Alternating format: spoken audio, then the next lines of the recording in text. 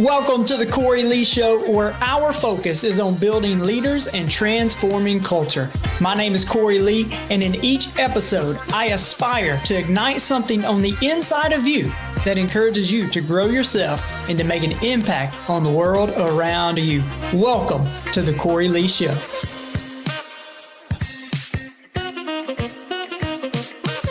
Welcome back to the Cory Lee Show. Hey guys, today we got, you know what, I got an exciting guest, but Tanny, outside of Logan Ayers, you have probably been on our podcast more than anybody else. So I think that says a lot about you, brother. I think that says a lot about you, the value you add. And so for those that don't know Tanny and I met several years ago. I worked for Tanny at a physical therapy clinic, and we just became good friends. And then when we opened up our practice, he was a good mentor of mine, and we do some coaching together. And he has a new venture that he is in now, helping.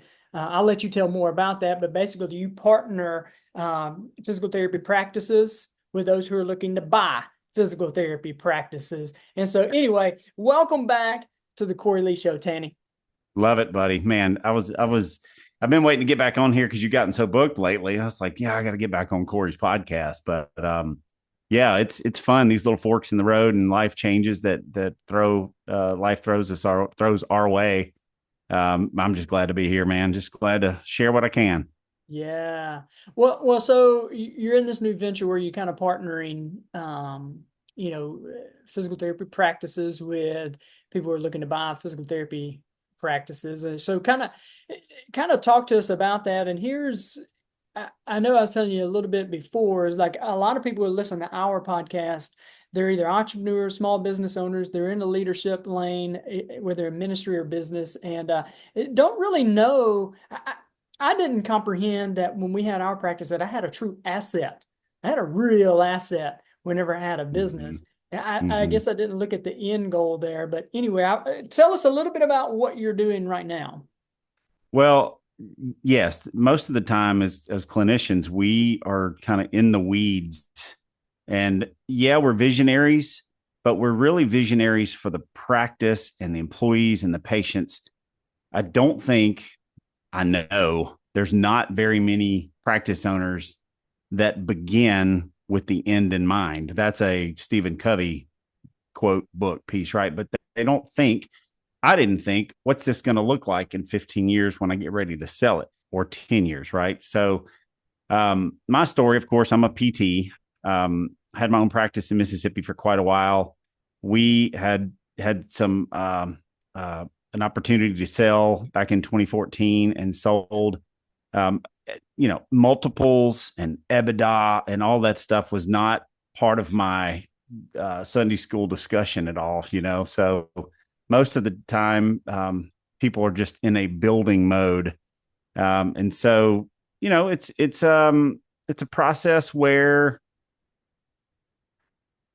you have to pull out some clarity and pull out through some of the coaching that we do, asking questions to make people think about, what does this look like in 3 years, 5 years, 10 years, and really to have that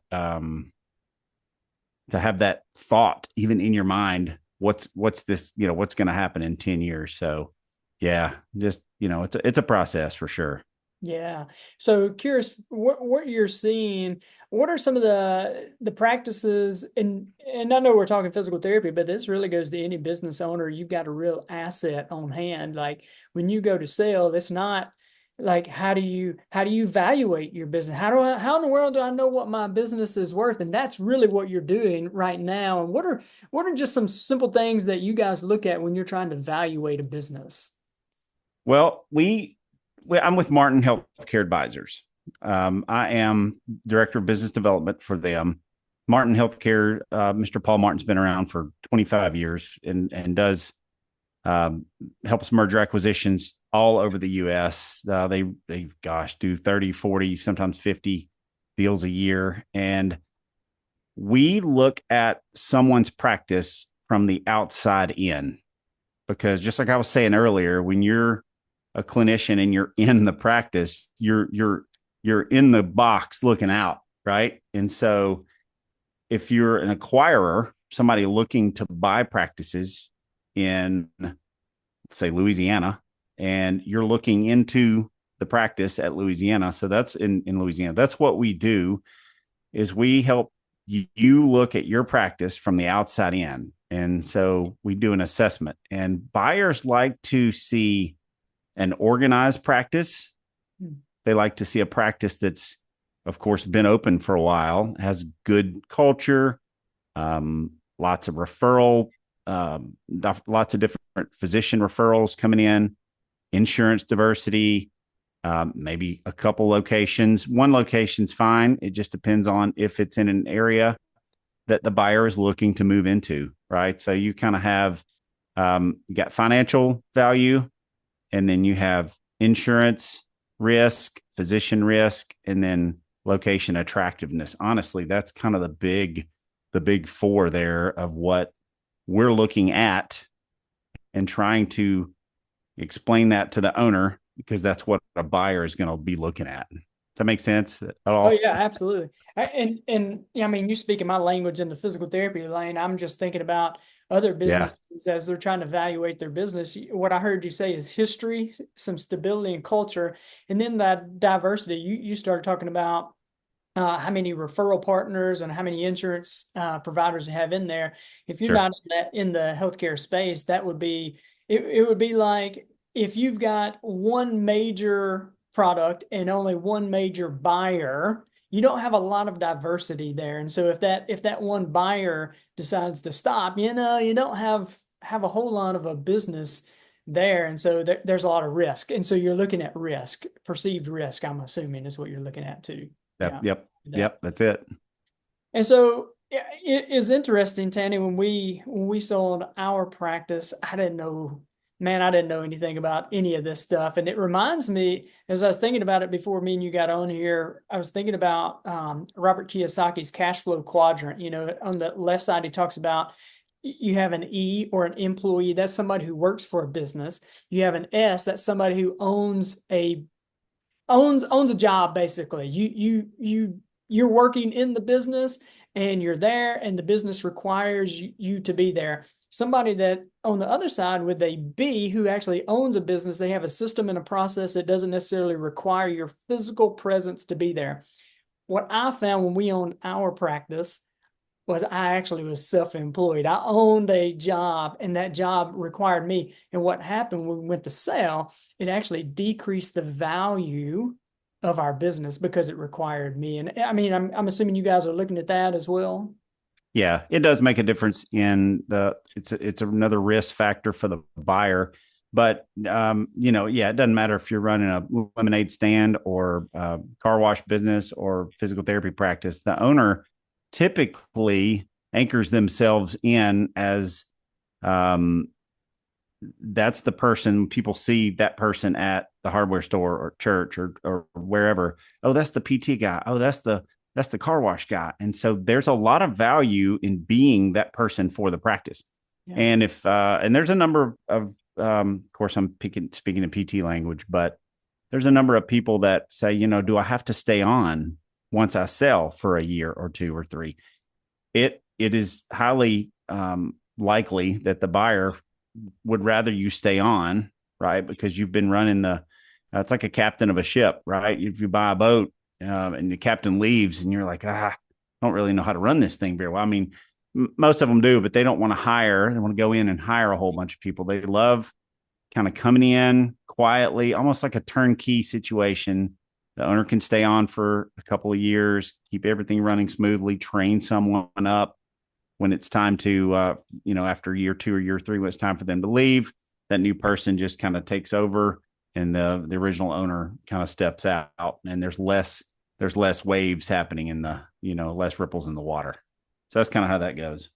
Yeah. Yeah. It was kind of part of our agreement as well that Yeah. we would stay on. Yeah, Um, and so exactly. here's a question I got for you, Tanny. And so, people were like, well, I don't know how do I know what my thing is worth? Like I made, $1 million in sales. Is my business worth $1 million?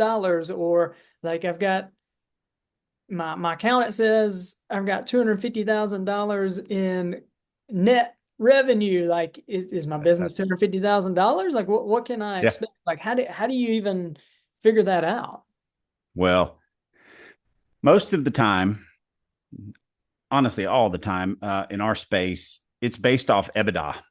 Kind of sounds like a sneeze, Bless you. doesn't What'd you say? it?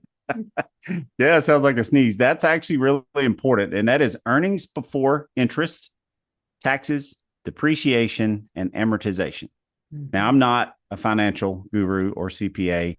We've got consultants on the team that are significant CPA, um, financial minded folks. That's what they do. They love that. But in simple terms, EBITDA is a way to measure how much your business is making from its regular activities, the number of widgets sold, the number of patients treated, without worrying about things like paying back loans, taxes, or if your equipment is depreciating. Okay. Very similar. Let's say you own a lemonade stand and you sell lemonade, you pay for lemons and sugar, right? And you sell X amount of glasses of lemonade and you have some money left over. That's basically EBITDA, right? It's how much you're earning from just whatever you're selling. Hey guys, I hope you are enjoying this episode of the Cory Lee Show. Y'all, I am on a mission to build leaders and to transform culture.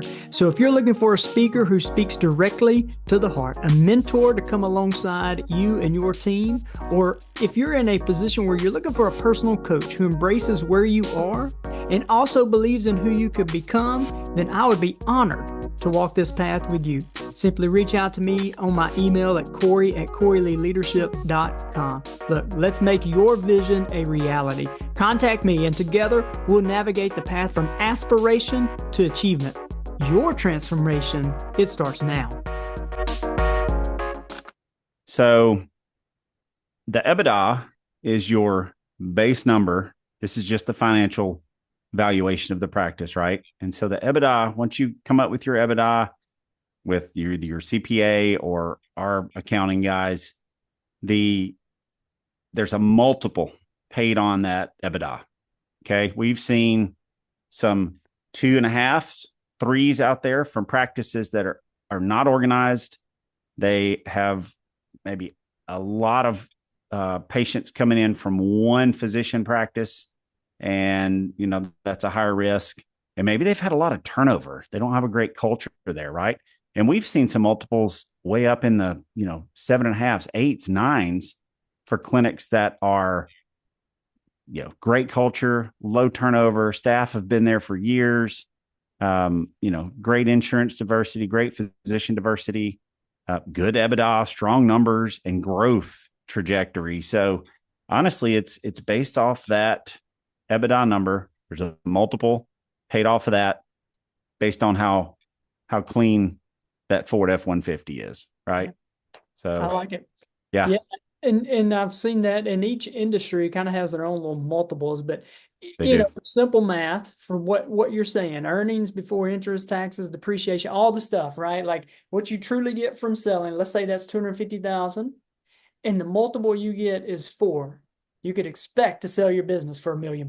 Million bucks. That's kind of what you're That's saying. what we'd shoot for. Yep. Same thing for a house. If you value a house in the market, we don't really advertise the house like on any kind of a Zillow platform or anything for physical therapy. We have a high level of respect from about 60 different acquirers throughout the US. So we go directly to them. So in a house situation, it'd be like if I was going to come sell your house in the Tupelo area and I knew 6 buyers that wanted to move there, I'd go directly to them and say, hey, I've got a house. It's in Tupelo area. I think it's worth $950,000. And then hopefully we get some bids from these guys. Say, oh, I like that. I'm going to give you $975 for that one. To make the connection between you guys, we help the negotiation. We help the process go smoothly and hopefully smoothly, and work through that transition, trying to create as few ripples as we can for the Tupelo community and adding on to the buyer. Because these buyers are always, you have to grow. even Mhm. as a single PT clinic, if you saw 5,000 patients last year, you need to see 5,500 or 6,000 this year because insurance is typically steadily headed down each year, every 2 years or so. So you have to keep growing just to keep your head above water. And so these acquirers know that if they've got 11 locations or 40 or 300, next year they need, 330 or 340 to keep that growth happening. So there's always people looking to buy. And so that's the relationships that we have and the respect I believe that we've earned, Martin Healthcare has earned in the community. So long winded way to say the EBITDA is a starting point I for like that it. process. Well, it kind of, I'm just saying, if I'm a business owner, I'm listening in, I have no idea. I've never looked at it. That kind of gives Yeah. me a little bit of clarity. Let me ask you Yeah. this, Danny. Let's say I am a practice owner, or, you can put yourself in the shoes if you're a different business owner. But let's say, man, I'm starting to get burned out. Uh, and I come up with a 3-year game plan of like, man, I think in 3 years, I want to move on. What would you say to that practice owner, that business owner is like, what do you start doing now? What are some simple things that you can start to clean up? You mentioned some things like clean up the practice and make that Yeah. F-150 look good, right? How do I start to clean this thing up to make it look good to buyers? So you want your books streamlined. There's not, I mean, I did not. I don't know if you were heavily involved in your with your CPA and your billing office, but a lot of the practices I talked to, I'm like, how much AR do you have? I'm like, I don't know, 100 grand, and they look and it's like 300, Yeah. and say, well, what's your units per visit? What are you running right now? Oh shoot, I don't know. I have to go look. Knowing your practice from the financial, because you're the CEO. If you're the owner, you're the CEO of the practice. Adam Robin talks about that a lot. That we coach with Adam a good bit too. But you're the CEO of the practice, so you need to know what your how your finances look, and that's what I mean by streamlining finances.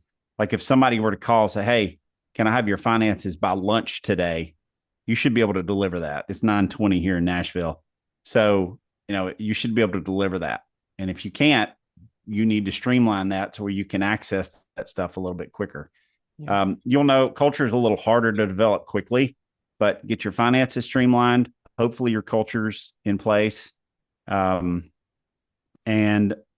know your insurance. If I say, hey, what percentage are you guys commercial insurance, right, or federal insurance? You should know those things because, again, it's like a turnkey situation. The acquirers want something that's going to be kind of turnkey for them. Like, yep, got that for you. Yep, got that for you. I know exactly what this is. Are you guys declining? Or are you growing? Well, we've been growing the last 5 months or 6 months. So knowing your practice inside and out is really important, and that's sometimes people don't even know how to begin to do that. And so I love brainstorming. I love helping people gain clarity on where's my first step, what do I need to do. And so I can definitely help with that if anybody wanted to reach out and just brainstorm after this. But that's about it. Yeah.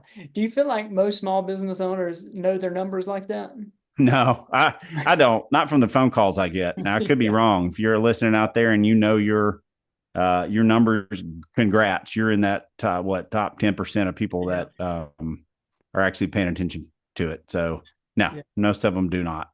Yeah. I would agree with that. You may have an okay idea, Yeah. but not these big acquirers want some specifics. Yeah. So You and we've got some friends, actually Logan and Chris. Logan's been on here a few times. What they like looking for small business owners who have been doing it for a little bit, because small business owners are great at the task, kind of like what you're talking about. The practice owners, they're good at doing the skill and not so much knowing about the business. And so for them, they see an opportunity there where they could add value by coming in and streamlining the metrics and those kind of things.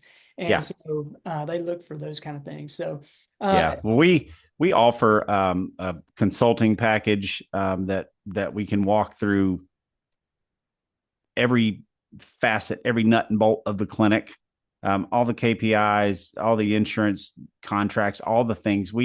we do have a consulting package that you can buy. There is what we call prep, like sale prep. So if you say, I want to sell in 3 years and I'm getting 15 miles to the gallon in my clinic, I want to make it a lot more efficient, which ups your multiple, right? If your car gets better gas mileage, if your clinic is more efficient, we help tighten and tune up that clinic over. It may take 6 months, it may take a year, but we do that, try to get you the highest multiples possible, take you from, $250,000 EBITDA to a 500 or 600. And even if you stayed at the same multiple, you go from $1 million, at $250,000 EBITDA of 4 multiple, $1 million. If you go 600K on your EBITDA at a 4 multiple, that's $2.4 million. So it's a huge difference. And that's kind of where we really have our anchors in with our consulting team, and they just know every aspect of that Ford F-150. Yeah. They can get you 30 to 40 miles, 50 miles to the gallon if you need to. So that's good stuff, Tanny. Sometimes it takes a little time to get there, but that's okay. It's always worth the destination. That's good stuff. Well, I know you and I, we had just a little bit of time together today. Hey, for somebody who wanted to reach out to you as a man, I think I may be interested in finding out more about that. Maybe I'm a practice owner. I want to know about that or whatever. How would somebody reach out to you, Tanny? Man, I love LinkedIn. There's not a whole lot of Tanny Crawfords, Tanny. You wouldn't think there was more than one, but there's more than one Tannys out there. But I'm on LinkedIn. Kind of got my blue jacket on, not today, but also my email is Tanny at Nope. My email is T Crawford, TCRAWFORD at martinhealthcareadvisors.com. Again, my email is T Crawford at martinhealthcareadvisors.com, and they can email me from there. LinkedIn, I get a decent amount of DMs, so I can get back to them pretty quickly. And they can get to me there best way. Awesome. Well, Tanny, I appreciate you, man. Anything else you want to add to share to practice? No, I was excited to get on here today. Hope we've added some value to some folks. There's just, a lot of people, they just don't understand what it takes. A lot of people don't have the clarity. Some of the phone calls I get are, hey, I do want to retire. I don't want to do this forever, but can I retire this year, or is it going to be 3 years from now? And so, again, you could just reach out. I love having the conversations and just trying to pull out the answers, because the clinic owners or the business owners, they have the answers themselves. And so if we can ask questions that pull out those answers, if you want to retire in 2030, probably a good idea to sell in 2027. Work 3 years and then step out at the end of that process. So I hope that statement right there helps a lot of practice owners, because that's the best way to do it. Yeah. Well, Tanny, man, I appreciate your time. Thank you for adding value, and you're doing a lot to help not only practice owners, but business owners, and just appreciate you and all you've done for me. And so, hey, make sure you reach out to Tanny. He is definitely active on LinkedIn, and you can reach out to him at T Crawford at martinhealthcareadvisors.com. We'll have that in the show notes and those kind of things. And so thank you guys for taking a listen. Hope it's added value to you. Make sure you like and subscribe so you can stay up to date with any of the latest episodes of the Cory Lee Show. We hope you guys have an awesome day, and God bless. 3, 2, 1. Okay. Thanks for joining me today. I hope I have added value to you. And if you have found value in this episode, let me know. Drop a comment and make sure you share with a friend or family member. See you next episode.